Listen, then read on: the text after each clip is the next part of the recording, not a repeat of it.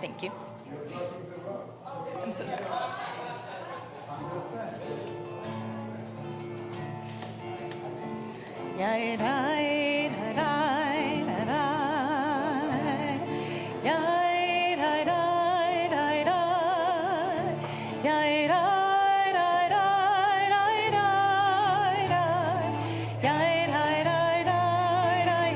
Page 636.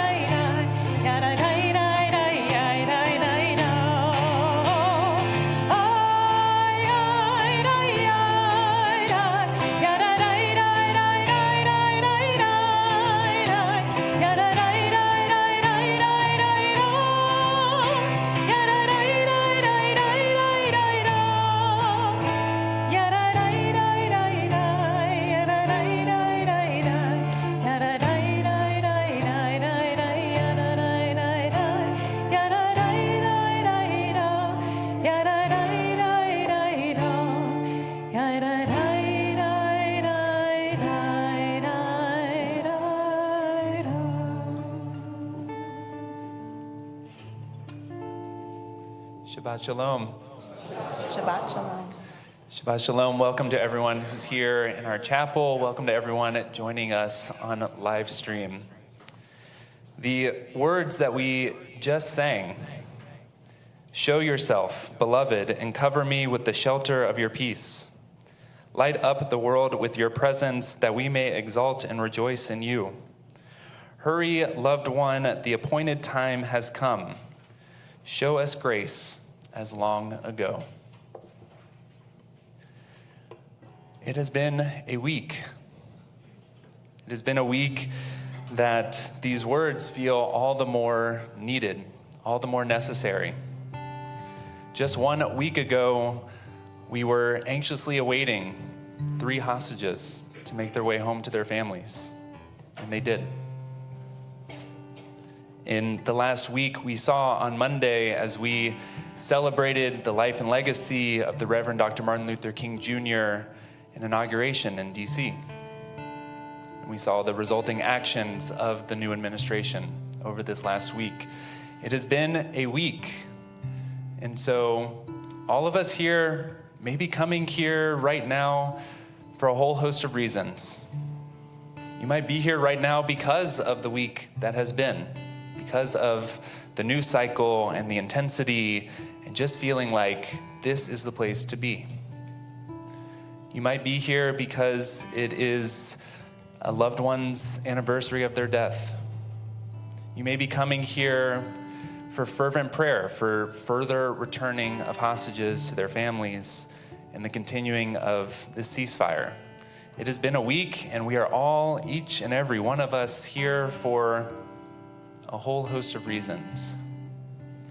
And so with all of that, with the reflection of the last week, the invitation right now is to lean into Shabbat. That for thousands and thousands of years, our people have said, no matter what has happened each and every week, Shabbat comes. And Shabbat is here. And Shabbat invites us into the much needed rest. Because the wisdom of God, the wisdom of our ancestors, teaches us that we cannot do this every single day, week after week, month after month, that we need rest, that we need time to reflect, that we need time to recharge. And so on this Shabbat, it is not necessarily to leave the week that was behind, although that's okay. That's okay. It is more to reflect on it, to really see from up above, what did we experience? Where am I right now? Where are my loved ones? Where's my community? It's the invitation into contemplation, into meditation, into prayer. So I want to make sure everyone has Mishkan Tefillah, our technology for tonight. This Siddur has all of the words and prayers of our tradition. It's going to help us tonight lean into Shabbat, to lean into that rest that we so desperately need right now. So if you're still hanging on to all the different pieces of the week, here's your invitation. This is your permission to lean into Shabbat with one another, singing and praying, recharging for the week to come. We're on page 130, Lechun Ranana. Let us sing together.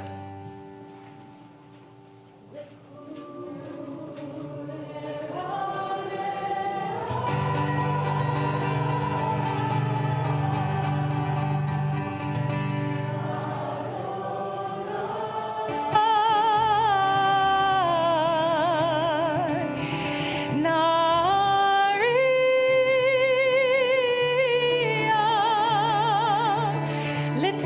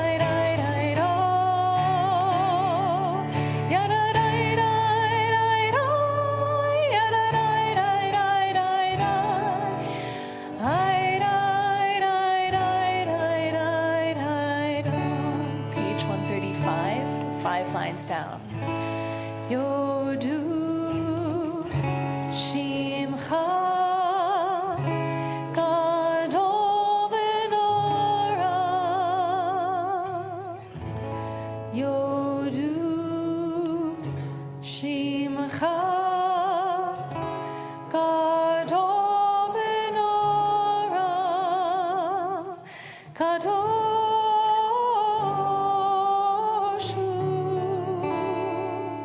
Kadoshu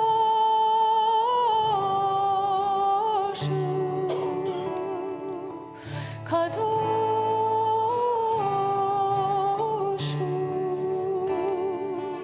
Kadoshu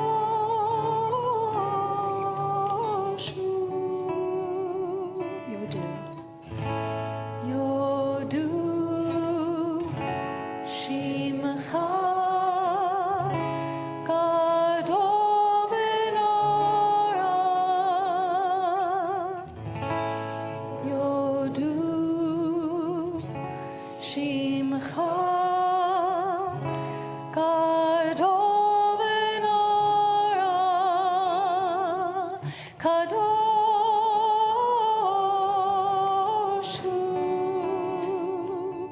Kadoshu. Just our voices. Kadoshu.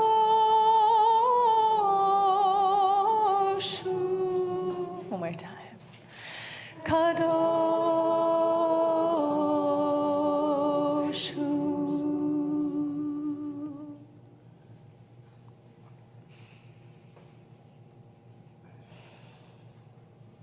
We have this whole sequence of Kabbalat Shabbat bringing us closer and closer and closer and closer to when we get to greet the Shabbat bride.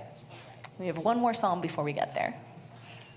But before we do, I just want to take us a moment. Take a deep breath.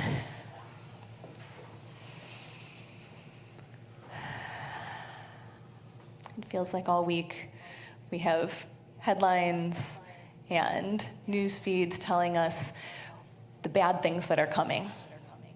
I want us to take a moment in this almost getting to Shabbat and think about the good things that are coming. Just take a moment, take a few deep breaths, and think about something wonderful that is coming your way, either in the very short term or in the very long term. Just take a moment and meditate on that goodness that's coming.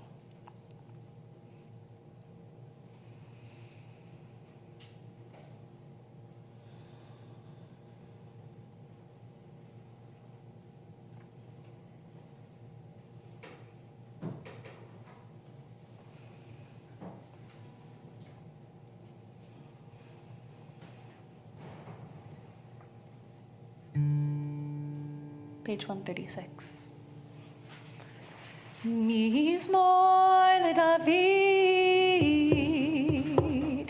havu l'Adonai b'nei Elim, havu l'Adonai kavod va'oz, havu l'Adonai kevod shemo, ishtachavu l'Adonai behadrat kodesh, kol Adonai al hamayim, el hakavod hirim, Adonai almayim rabim, kol Adonai ba'koach, kol Adonai behadai, kol Adonai shover arazim, vayshaper Adonai et arzei hafanu, vayakideim kemo egel, Lebanon ve'Sirion, kemo ve'in re'imi,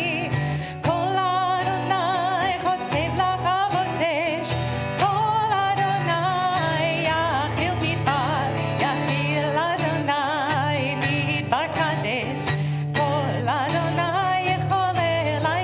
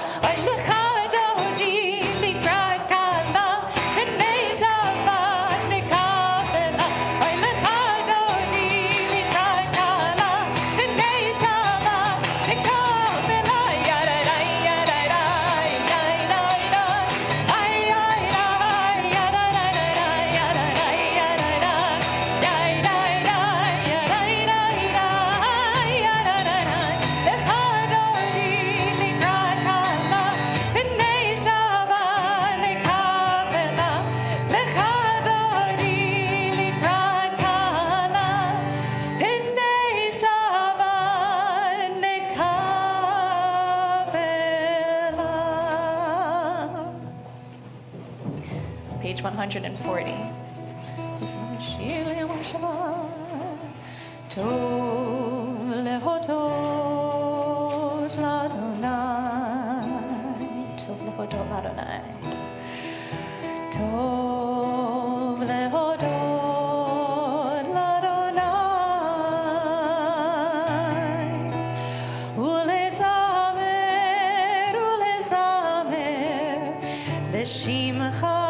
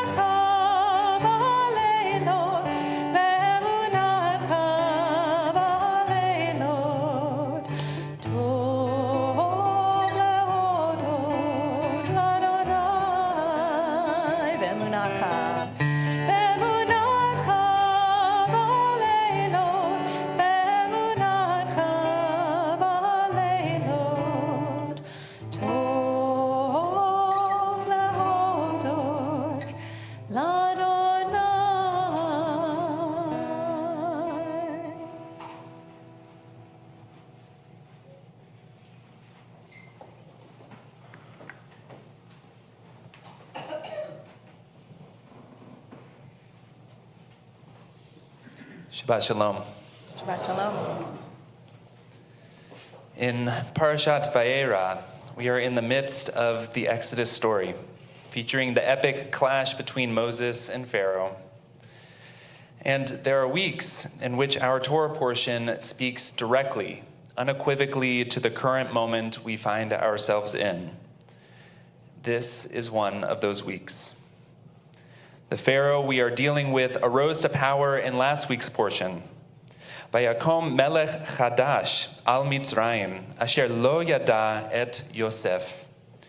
A new king arose over Egypt who did not know Joseph. This new king immediately becomes fearful of the Israelites, of those who are not like him.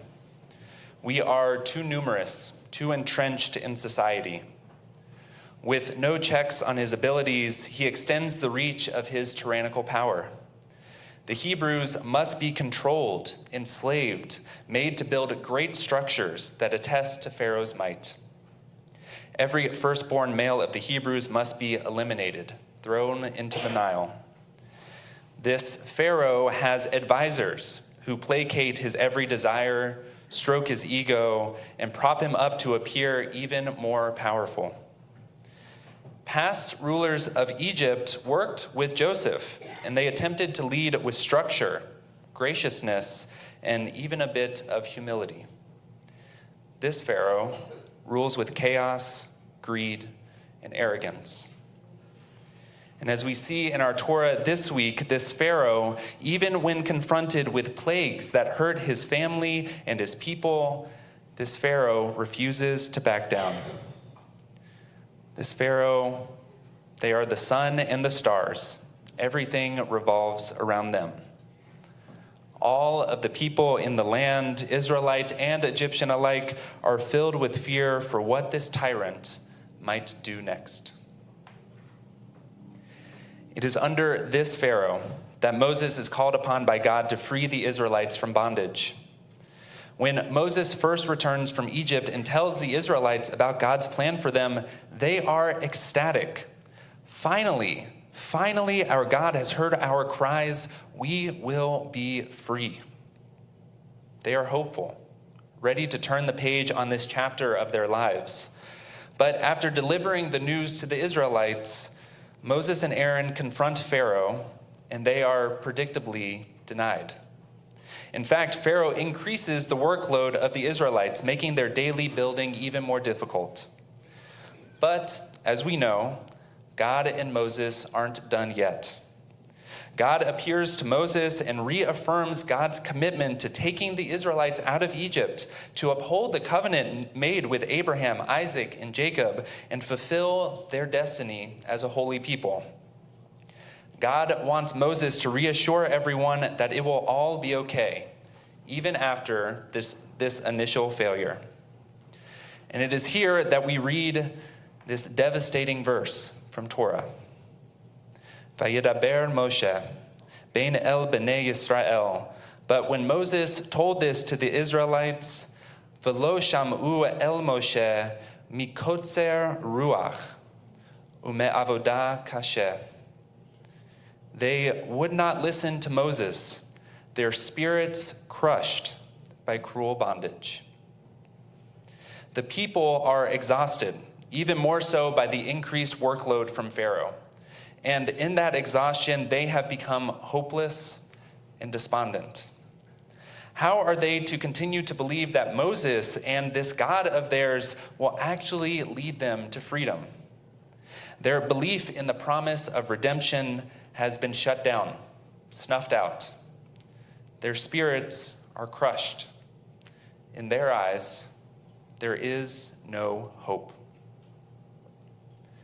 The phrase that Torah uses to describe the Israelites in this moment, kotzer ruach, can have several different meanings, as our commentators make clear for us. Rashi in the 11th century France notes that the Israelites experienced an anguish of spirit.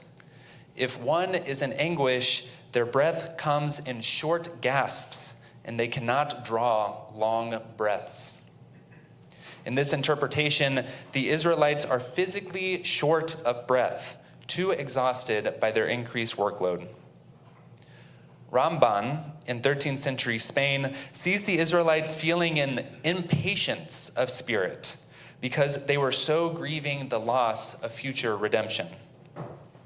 They wanted freedom so badly and were completely crushed by Pharaoh's actions that they gave up, not prepared to have to wait patiently for freedom. Finally, Giscuni in 13th century France notes that Pharaoh's cruelty made the Israelites forget their dreams of freedom, or at least improved conditions, by burdening them with additional hard labor. The Israelites have forgotten about any hopes and dreams that they had for the winds of change to take them to freedom. Whether their ruach, their breath, spirit, or wind, whether it is shortened or crushed, impatient or anguished, it is clear that the Israelites have fallen into deep despair about their situation. In talking with members of this community, in looking around our city and our country this week, there seems to be a similar deep despair taking hold. Although overjoyed at several hostages being returned to their families this week, and please God, several more tomorrow, the ceasefire between Israel and Hamas remains tenuous and relies completely upon leaders who have put their own political ambitions ahead of their people's.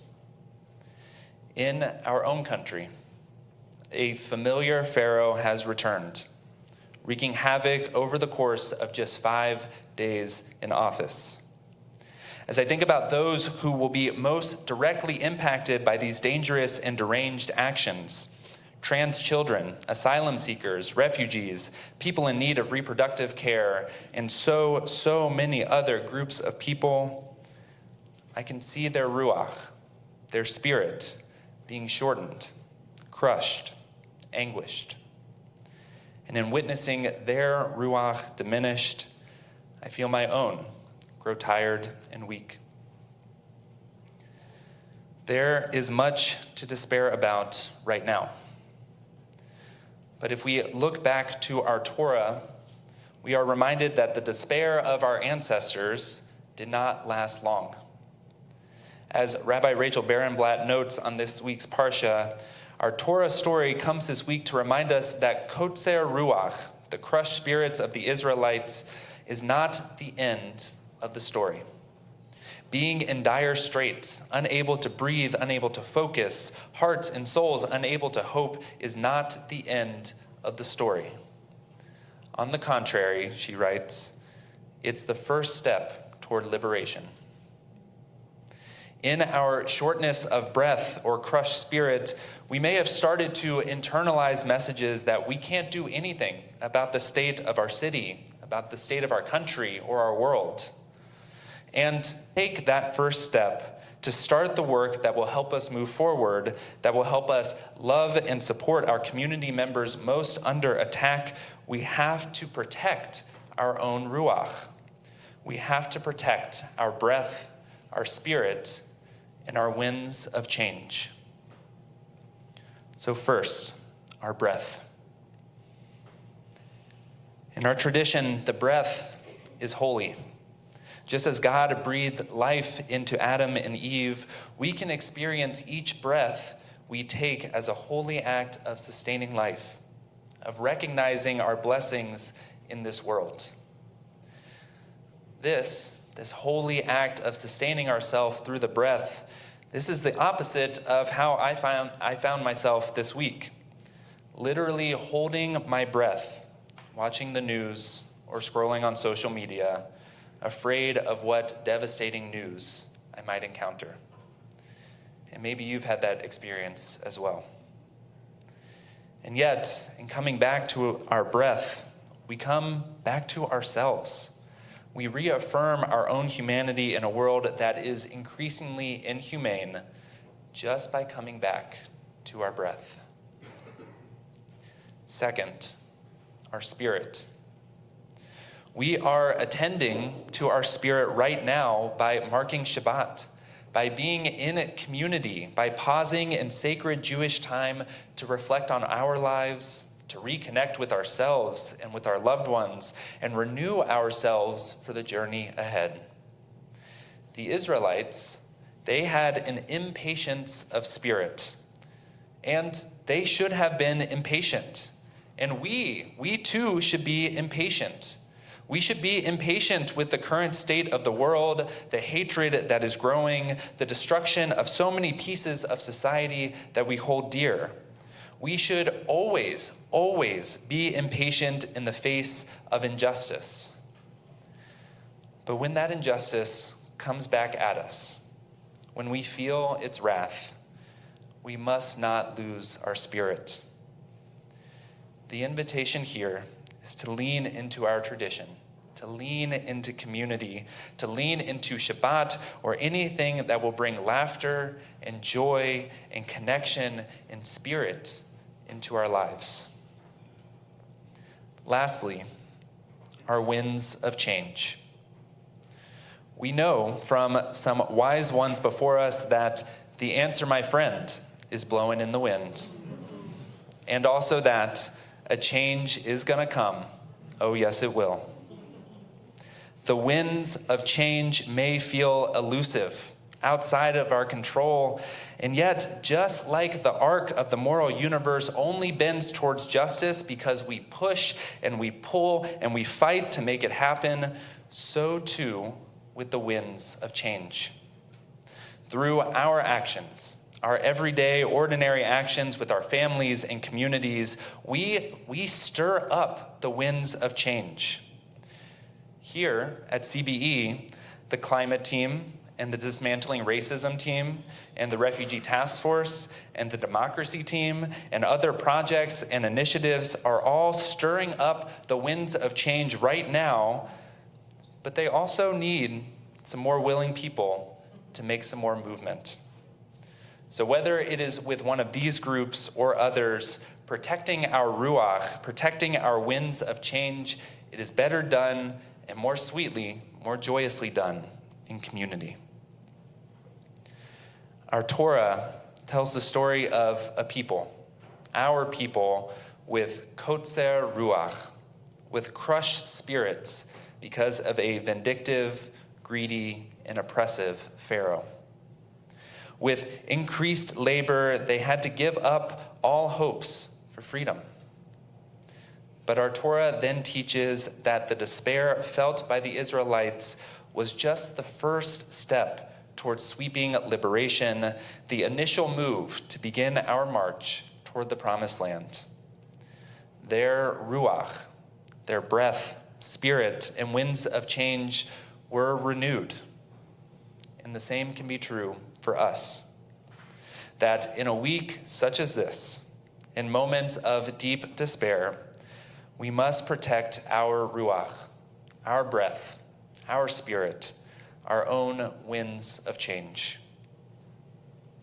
In a week that we also remembered the life and legacy of the Reverend Dr. Martin Luther King Jr., I will end with his words from his 1964 Nobel Peace Prize acceptance speech.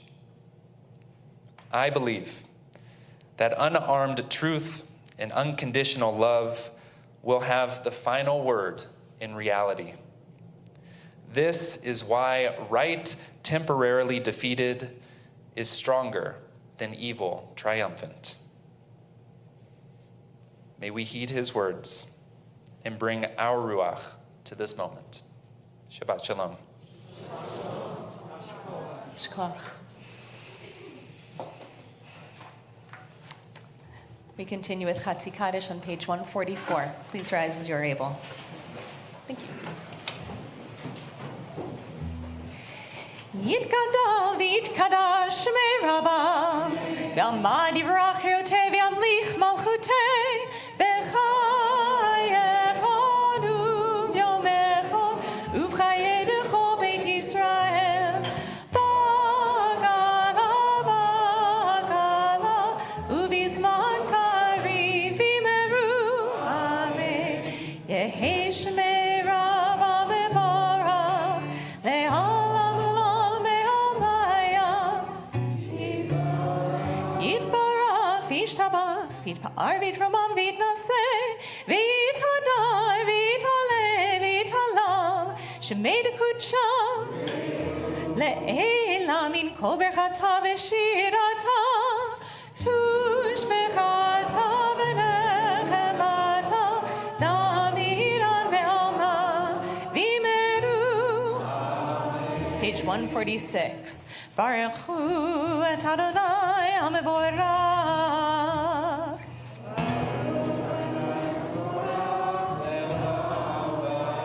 Baruch Adonai HaMevorach leolam va'ed.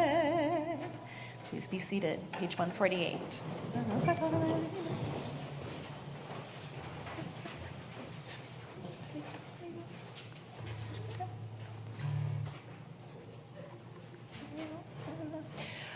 Mavir yom umevi laila, mavdil ben yom uvein laila, Adonai tzvaot shemo, El chai v'kayam, tamid yimloch aleinu leolam va'ed, Baruch atah Adonai, Hamari v'aravim.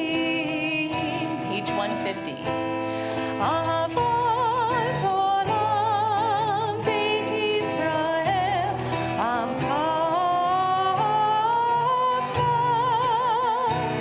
Torah u'mitzvot, chukim u'mishpatim, otanu limadeta.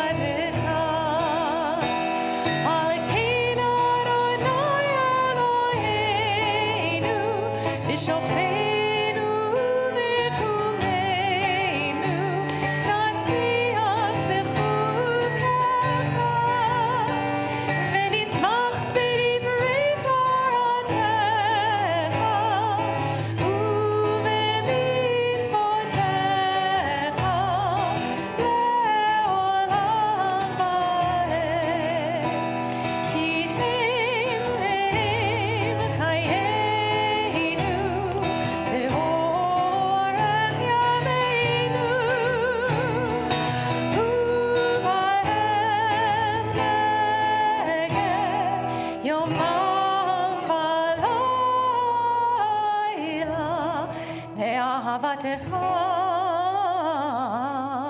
אל תסיר ממנו לעולמים ברוך אתה אדוני אוהב עמו ישראל.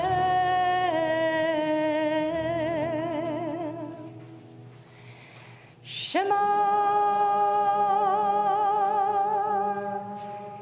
ישראל.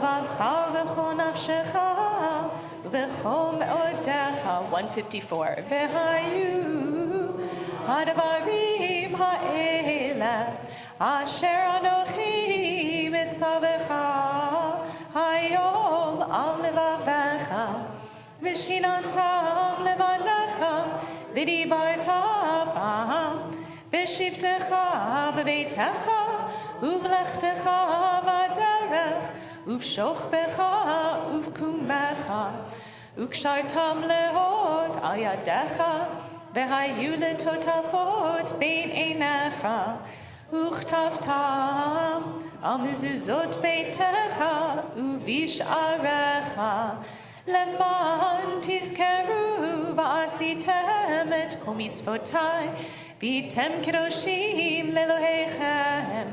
אני אדוני אלוהיכם אשר הוצאתי אתכם מארץ מצרים להיות לכם לאלוהים.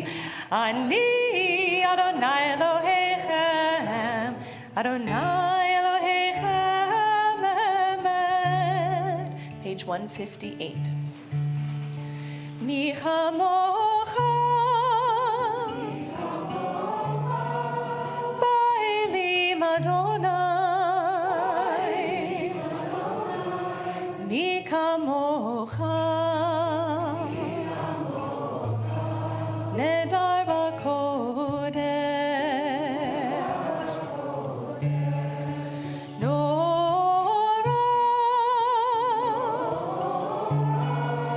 תהילו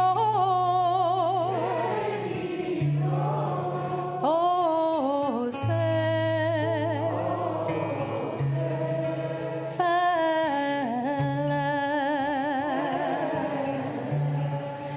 מלכותך ראובנך בוקע היה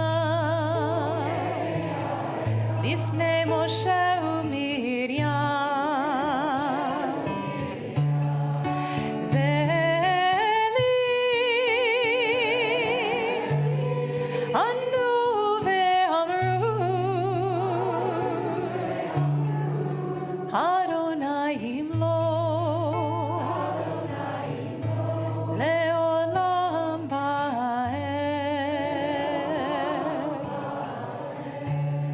ונאמר כי פדה אדוני את יעקב וגאלו מיד חזק ממנו.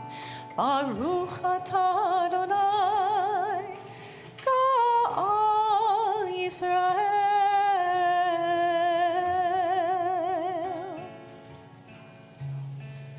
In just a moment, we'll move to page 160 for Hashkivenu. Hashkivenu is our prayer that invites us to imagine this Sukkot Shalom, this canopy of peace coming over the entire world. And it invites us to think about the people who are in need of that extra sense of peace this morning, tonight, and tomorrow morning, and every morning. And tonight, in particular, we're thinking of the people who might especially be feeling unseen, unloved this week. Thinking about trans people, trans children in this community, in all communities, and making sure that they feel seen and feel loved. And we see you, and we love you, and we've got your backs. We're thinking about people facing fires in California who are in need of shelter and support right now. We're thinking of the hostages. We're thinking of Israelis and Palestinians in Israel, the West Bank, and Gaza. We're praying that this Sukkot Shalom comes over them too, that this ceasefire is able to prevail, that families are reunited, that people feel that sense of safety and protection. And after Hashkivenu, we'll move to Mishaberach, our prayer for healing. And that prayer invites us to think about people in our lives who we know are in need of healing of any kind: physical, emotional, mental, spiritual.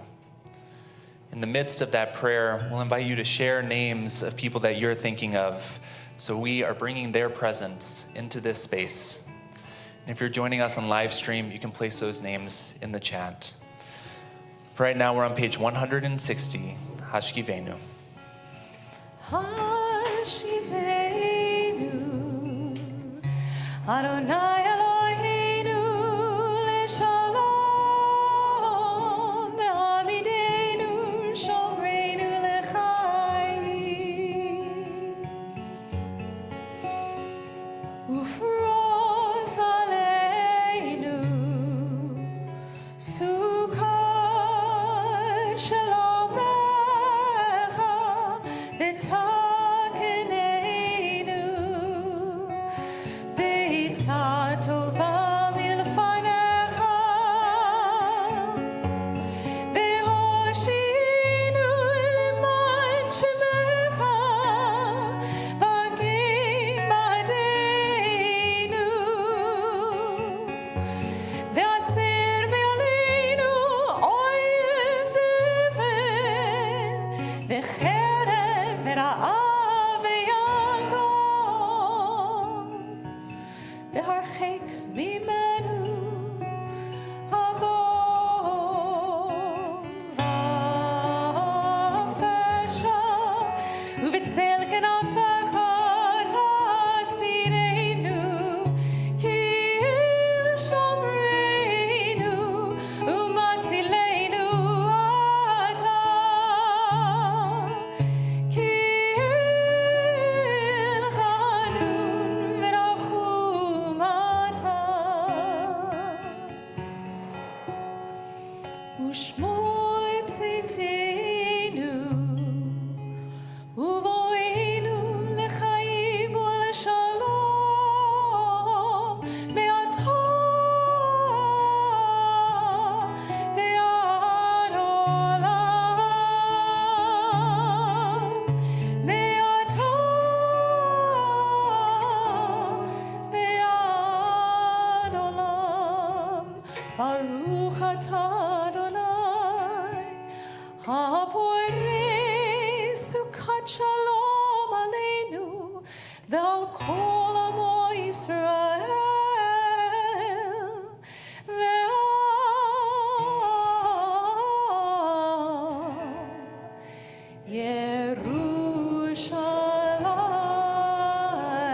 Yerushalayim. 371.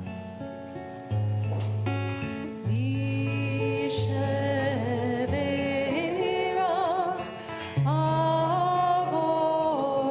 avoteinu mekor habracha ve'imoteinu.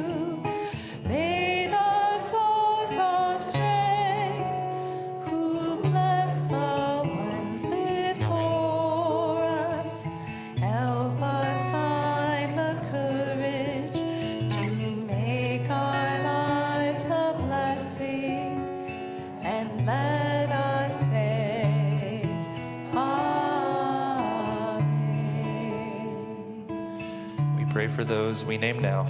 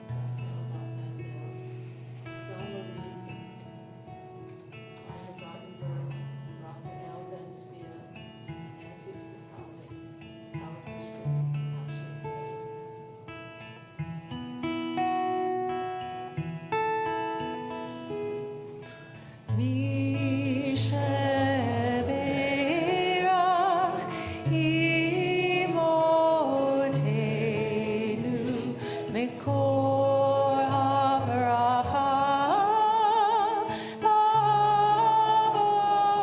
lavoteinu. Bless the